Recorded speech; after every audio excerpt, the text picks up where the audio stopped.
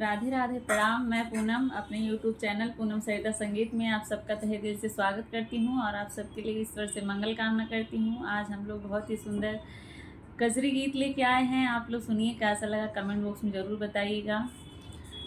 Video को ज़्यादा से ज़्यादा शेयर करिएगा और खूब सारा प्यार और आशीर्वाद बना के रखिएगा। ये गाना जो है वंदना दीदी का गाया हुआ है, हम लोग अपने माध्यम से गा रहे हैं। आप लोग सुनिए, कैसा लगे कमेंट बॉक्स में ज़रूर बताइएगा।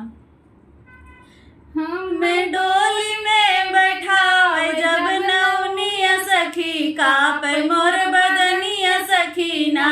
हमें डोली में बैठावे जब नौनिया सखी का पे मोर बदनिया सखी ना। हमें डोली में बैठावे जब नौनिया सखी का पे मोर बदनिया सखी ना।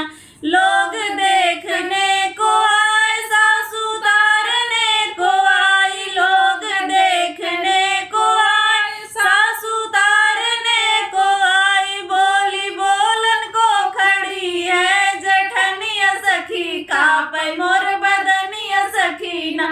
बोली बोलन को खड़ी है, जेठनिया सखी का पे मोर बदनिया सखी ना।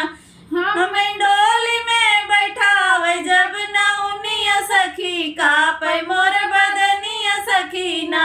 हमें डोली में बैठावे जब नौनिया सखी का पे मोर बदनिया सखी ना।